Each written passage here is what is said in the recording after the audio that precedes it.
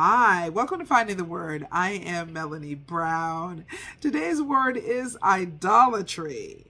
And I thought I wasn't going to have a word until maybe tomorrow. I was going to just look into the word over Saturday, Sunday during the day. Because remember, I was telling you how it's 5 o'clock in the morning every day, and it gets to be kind of, difficult and towards the end of the week and things.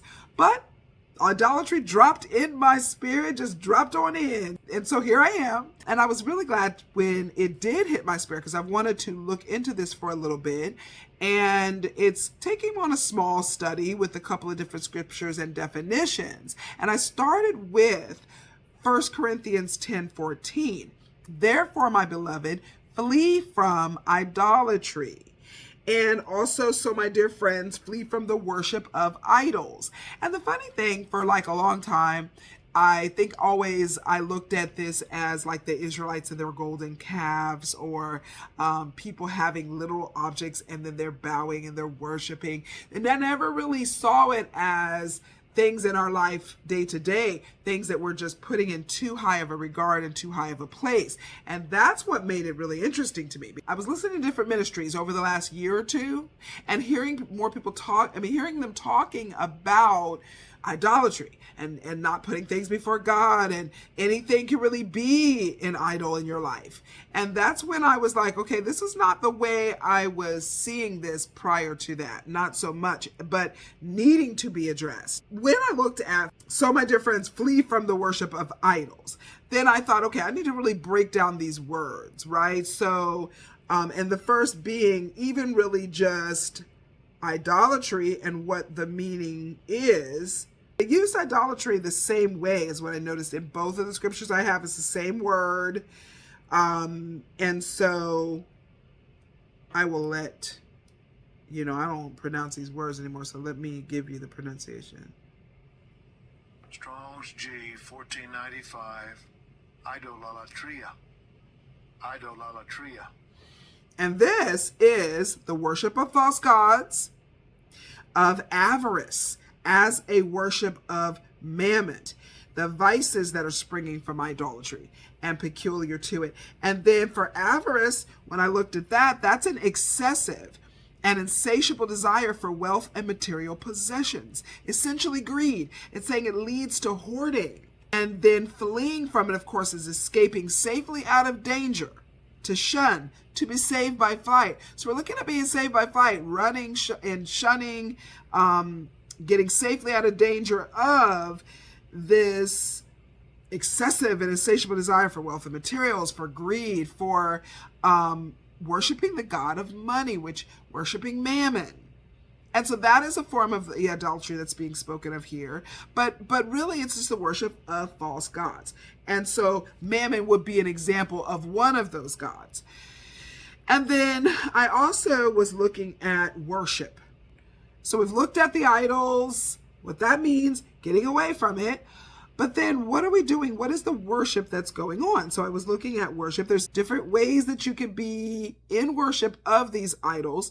So you have expression, though, of devotion to what a person considers most sacred or significant. Any object or idea that a person holds in high regard and dedicates their life to. And that's the one that really gives us pause. We have to look at what we are holding in high regard, what we're dedicating our life to.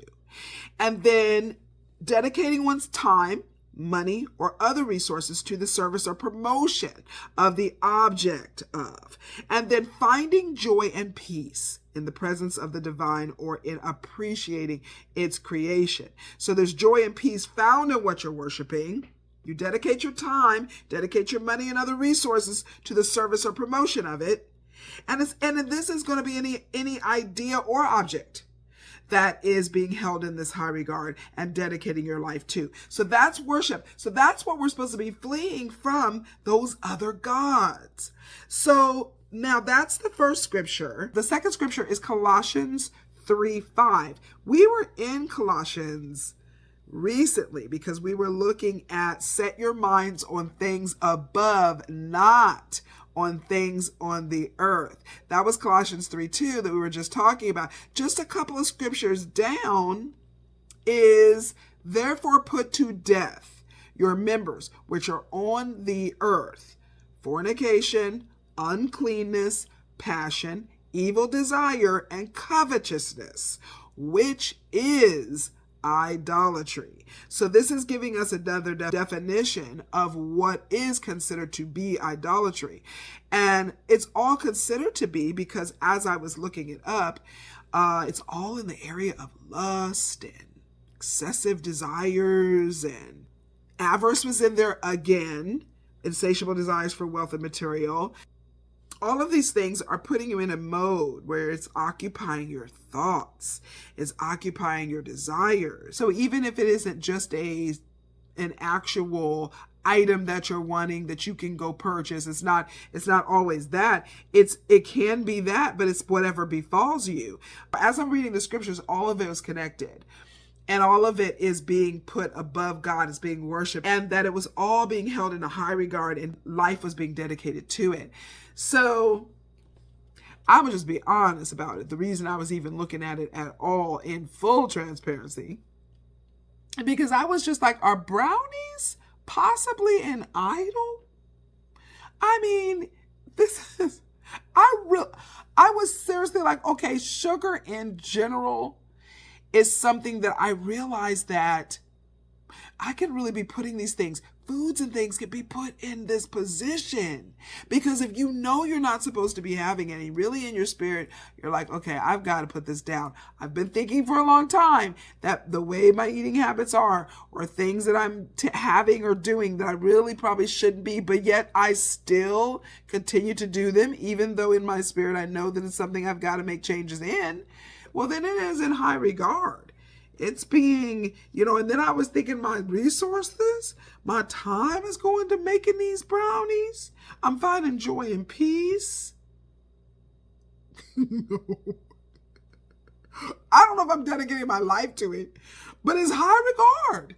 And so I really was like, I've got to do better, because the fight to resist the amounts of sugar and to remove it, because I'm really not even supposed to be having it at all. And for the most part, I don't.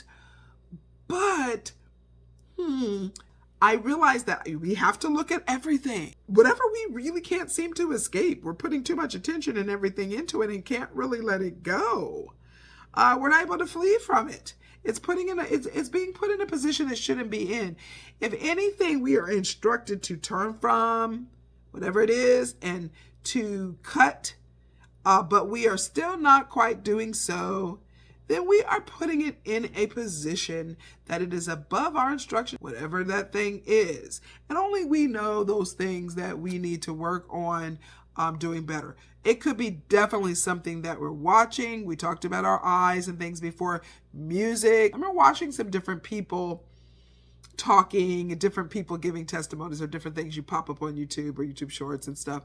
And it being spoken of like music. Someone was referring to the fact that there were certain artists that they really felt like they needed to give up music and things that they shouldn't be listening to, but they really liked the songs, or they didn't want to give up that artist. So then it was like, okay, I'm putting this person in a higher regard than I should. There shouldn't be anything, whether it's music, shows, or whatever, that we can't say, no, I'm not, this is not gonna, So when we're talking about our ears and eyes, and then I'm adding in the taste buds and everything, that we should be able to say, no, that's not serving me well. That's not helping anything. That's not lifting me up. I'm feeling like I need to give that up.